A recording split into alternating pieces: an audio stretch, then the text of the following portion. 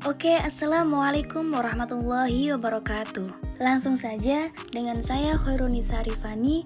Di sini saya akan menjelaskan mengenai manusia purba di Indonesia, Asia, Afrika, Eropa, Indonesia. Meganthropus paleojavanicus, yang artinya manusia besar tertua dari Jawa. Ini diambil dari kata mega yang artinya besar, Anthropus yang artinya manusia, Paleo yang artinya tua, dan Javanicus yang artinya Jawa. Dinamakan Javanicus karena ditemukan di Sangiran, Jawa Tengah oleh G.H.R. von Koningswald pada tahun 1936 sampai 1941. Ciri fisiknya adalah kening menjorok ke depan, tulang pipi tebal, tidak memiliki tulang dagu, tinggi mencapai 2,5 meter, rahang tegap dan geraham tebal, tonjolan kepala tajam ke belakang. Pithecanthropus mojokertensis, yang artinya manusia kera dari Mojokerto. Ini diambil dari kata Pithecos yang artinya kera dan Anthropus yang artinya manusia. Karena ditemukannya di Mojokerto, Jawa Timur, jadi dinamakannya Mojokertensis.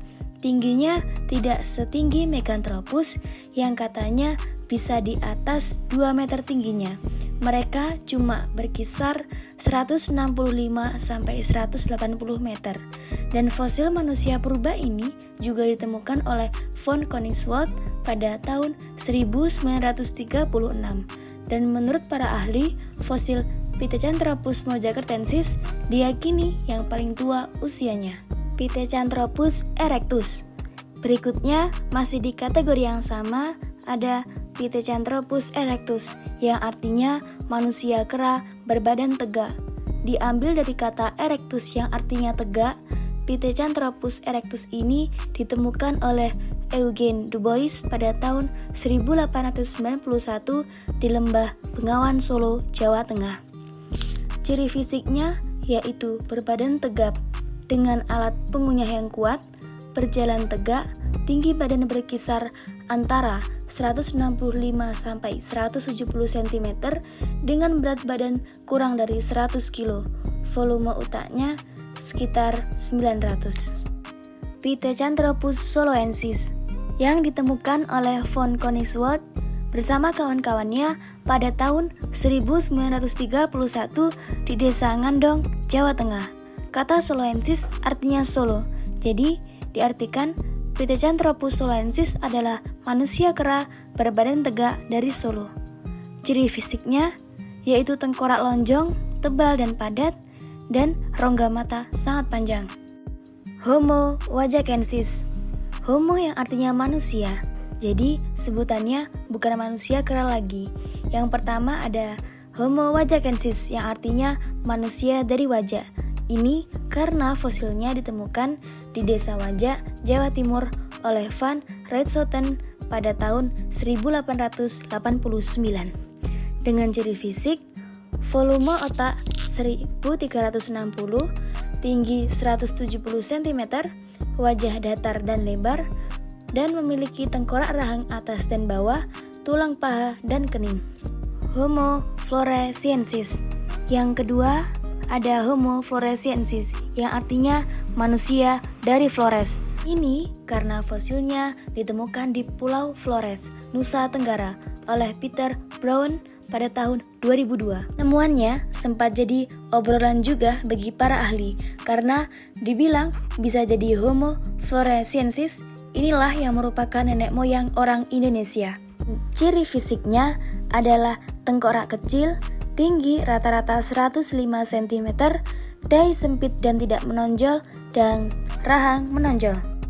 Homo soloensis, yang artinya manusia dari Solo. Fosil ini ditemukan oleh von Koningswald bersama kawannya pada tahun 1931 di Sangiran, Jawa Tengah. Walaupun namanya sama-sama soloensis seperti Pithecanthropus sebelumnya, jangan sampai tertukar karena keduanya ditemukan di tempat yang berbeda dan memiliki ciri yang berbeda juga. Berikut cirinya.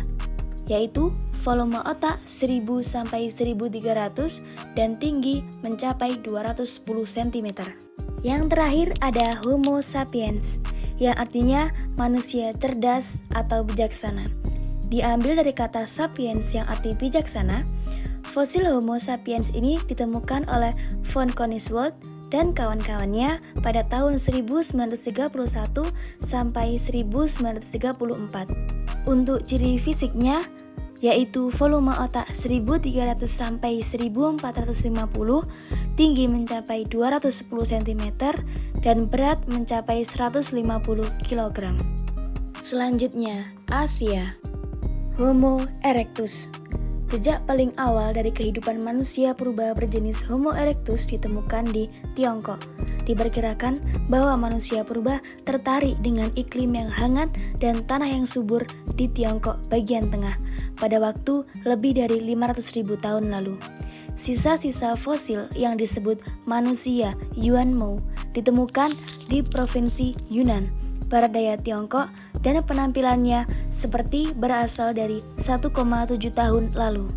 Sementara penemuan alat-alat batu di Nihewa, provinsi Hebei, Cina Utara, diperkirakan memiliki usia sekitar 1,66 juta tahun lamanya.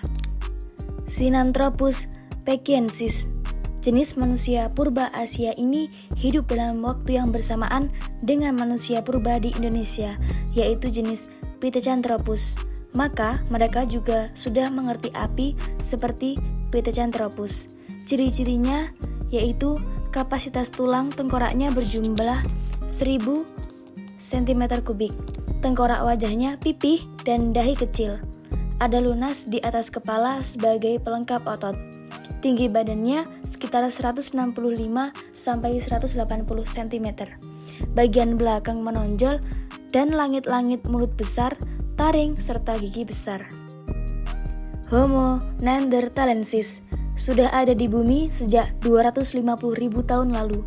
Mereka banyak berdiam di Eropa, Asia Barat, Asia Tengah, dan Afrika Utara. Mereka juga diduga belum bisa bertutur kata. Dengan volume otak sekitar 1000 sampai 2000. Tinggi sekitar 130 sampai 210 dan berat badan 30 sampai 150 kg. Selanjutnya ada Pithecanthropus lantianensis. Fosil dari jenis manusia purba Asia ini ditemukan di Lantian, Cina Selatan. Diduga hidup pada satu masa dengan Pithecanthropus mojokertensis. Arkeolog yang menemukannya adalah Wo Jungkang pada tahun 1963, yaitu berupa tulang mandibula atau tulang rahang, dan dipublikasikan pada tahun 1964. Nama lain dari spesies ini adalah Homo erectus lantianensis yang diperkirakan hidup sekitar 800.000 tahun yang lalu. Ditemukan artefak lain seperti batu dan abu yang menandakan bahwa mereka sudah mampu membuat peralatan dan api. Untuk ciri-cirinya, yaitu ukuran tubuhnya lebih kecil daripada Homo erectus, tulang kening lebih menonjol, pipinya lebar, mulut menjorok ke depan, tengkoraknya pendek, dahi datar, penyusutan pada gigi, otaknya lebih maju daripada jenis Meganthropus, volume otak diperkirakan 780, lengan pendek, menandakan bahwa kemampuan memanjat sudah hilang, dan kaki yang panjang menandakan sudah bisa berjalan dengan dua kaki. Homo luzonensis. Pada tanggal 10 April 2019, para ilmuwan mengumumkan bahwa telah ditemukan spesies jenis manusia purba Asia baru yang dinamakan Homo luzonensis. Penemuan itu berupa 13 potongan tulang dan gigi di Goa Kalau, bagian utara Pulau Luzon, yang diduga berasal dari 3 individu yang berbeda. Walaupun sisa-sisa DNA yang tidak bisa didapatkan, ada perkiraan bahwa salah satunya hidup pada 67.000 tahun yang lalu dan satu lagi berasal dari masa 50.000 tahun yang lalu. Untuk ciri Homo luzonensis mirip dengan Homo sapiens dan Homo floresiensis. Dilihat dari ukuran giginya, diduga bahwa Homo luzonensis memiliki ukuran tubuh lebih kecil dari Homo sapiens. Tetapi tidak diketahui apakah berukuran sama dengan Homo floresiensis yang hanya bertinggi 1 meter dan dijuluki sebagai hobbit. Tulang jari dan kaki yang melengkung menunjukkan mereka sering melakukan aktivitas pendakian. Homo floresiensis. Banyak hal yang masih belum diketahui mengenai spesies yang ditemukan di Flores sejak 2003 ini. Masih ada perdebatan apakah manusia kardil tersebut termasuk jenis manusia modern atau bukan. Kesepakatan baru tercapai pada tahun 2016 ketika para ilmuwan mengemukakan bahwa hobbit Flores bukan manusia seperti Homo sapiens. Terdapat penelitian yang menganalisis kondisi tengkorak, rahang, gigi, kaki, lengan, dan bahu Homo floresiensis. Adapun ciri-cirinya yaitu volume otak kurang dari 1000, lebih kecil daripada manusia modern yang berukuran 1450. Selanjutnya ada Afrika. Australopithecus africanus ditemukan oleh Raymond Dart pada 1924, menemukan fosil berupa tengkorak yang berasal dari endapan breksi di sebuah gua kars di Taung, Afrika Selatan. Raymond menyatakan susunan temuan fosilnya mirip seperti manusia karena susunan gigi dengan taring yang telah mereduksi dan sejajar dengan gigi lainnya. Lubang letak leher di dasar tengkorak relatif berada di tengah sehingga menunjukkan posisi kepala tegak di badan dan berjalan tegak. Cirinya adalah memiliki volume otak sekitar 550, tengkoraknya lebih tipis, memiliki tubuh yang ramping, muka lebih lebar, dahi sangat landai, dan tulang kening menonjol. Memiliki berat badan sekitar 50 kg serta mampu berdiri tegak dan berjalan dengan 2 kaki. Banyaknya ditemukan fragmen binatang di gua-gua Afrika disimpulkan bahwa Australopithecus africanus merupakan pemakan daging. Australopithecus afarensis. Fosilnya pertama kali ditemukan oleh D. Johansen, M. Taib, N. Y. Coppens di endapan Lembah Hadar, Ethiopia pada tahun 1974. Fosil yang ditemukan berupa fosil Australopithecus afarensis yang paling lengkap. Jumlah fosil yang ditemukan berjumlah 207, sekitar 47 dari temuan tersebut diantaranya berupa komponen tengkorak, rahang bawah, tulang tangan dan kaki, tulang belakang, serta tulang pinggul. Ciri dari Australopithecus afarensis adalah bagian atas tengkorak sedikit berkubah. Ukuran otak hampir sama dengan simpanse, volume otak sekitar 425, wajahnya menonjol keluar, memiliki otot kunyah, leher dan rahang yang kuat, hidup dengan beradaptasi memanjat dan menggantung di pohon. Australopithecus robustus. Manusia purba jenis Australopithecus robustus pertama kali ditemukan oleh Robert Broom di Kromdraai dan Swartkrans, Afrika Selatan. Pilihan nama robustus mengacu pada rahang gigi dan struktur pendukungnya yang sangat kuat. Untuk ciri-cirinya, yaitu tubuh manusia ini relatif kecil dengan berat laki-laki sekitar 40 kg dan perempuan 32 kg. Diperkirakan hidup sekitar 2-1 tahun yang lalu. Usia hidup rata-rata Australopithecus robustus sekitar 17 tahun, memiliki postur tubuh tinggi, lebih berat dan kekar.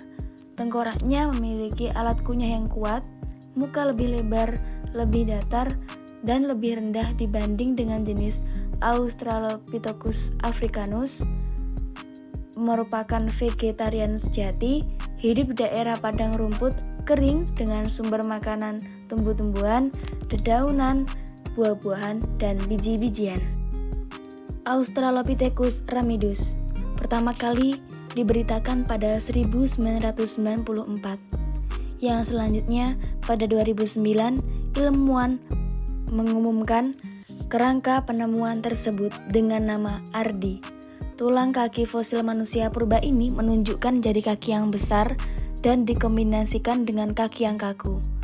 Ciri pada panggul menunjukkan adaptasi pada aktivitas memanjat pohon, dan para ahli berpendapat bahwa kerangka Ardi mencerminkan nenek moyang yang berbeda dengan simpanse.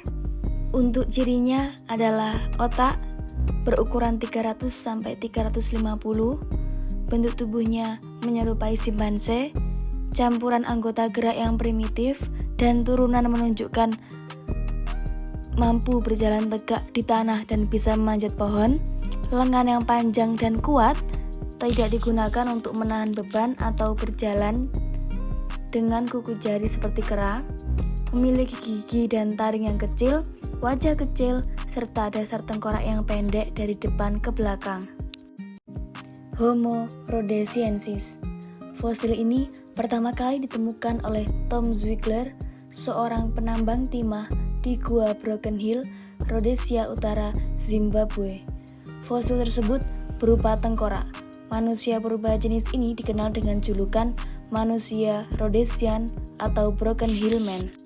Cirinya adalah volume tengkorak Homo rhodesiensis sekitar 1230, memiliki alis besar dan wajah lebar, dan berbadan tegak. Oke, selanjutnya ada Eropa. Homo heidelbergensis berasal dari kata homo yang berarti manusia, dan Heidelbergensis mengacu nama kota di Jerman yang menjadi tempat fosil Homo heidelbergensis pertama kali ditemukan. Fosil ini pertama kali ditemukan pada tahun 1908 oleh Dr. Otto Soutensack. Homo heidelbergensis dianggap memiliki perilaku yang mirip dengan manusia modern. Fakta ini ditunjukkan oleh kemampuan mereka menggunakan bahasa sederhana. Hal ini didukung oleh struktur morfologi Homo heidelbergensis yang memiliki telinga bagian luar dan tengah yang serupa dengan manusia modern. Homo neanderthalensis berarti manusia dari Neander. Sesuai namanya, fosil Homo neanderthalensis ditemukan pertama kali di lembah Neander, Düsseldorf, Jerman oleh Rudolf Virchow dan Fulford pada tahun 1856. Fosil tersebut berupa tengkorak kuat dengan punggung alis melengkung besar, kerangka wajah yang tidak lengkap, dan tulang anggota badan. Ciri-cirinya adalah dagu tipis, dahi rendah, rahang menonjol, tulang kening menonjol, kerangka yang lebih kuku dari manusia modern. Homo Cro-Magnon disebut dengan manusia modern awal Eropa. Disebut demikian karena fosil Homo Cro-Magnon ditemukan pada zaman es terakhir sekitar 48-15 ribu tahun yang lalu. Penggunaan kata Cro-Magnon mengacu pada budaya Mesolitikum dari Timur Skak dan Kaukasus. Nama Homo Cro-Magnon mengacu tempat penampungan batu Cro-Magnon di sebelah barat daya Prancis, yaitu Les Aiguilles de Taillac. Di tempat tersebut, fosil Homo Cro-Magnon pertama kali ditemukan oleh Louis Lartet pada tahun 1868. Untuk ciri-cirinya, yaitu tengkoraknya cenderung rendah, wajah lebar, rahang, dan alat pengunyah telah menyusut, dagu tumpul, serta hidung sempit. Orbit mata berbentuk persegi panjang yang tidak jauh berbeda dengan manusia modern. Bentuk fisik Homo Cro-Magnon lebih kuat dan memiliki kapasitas tengkorak yang sedikit lebih besar dari manusia modern. Cukup sekian penjelasan dari saya. Wallahul muwaffiq ila aqwamit thoriq. Wassalamualaikum warahmatullahi wabarakatuh.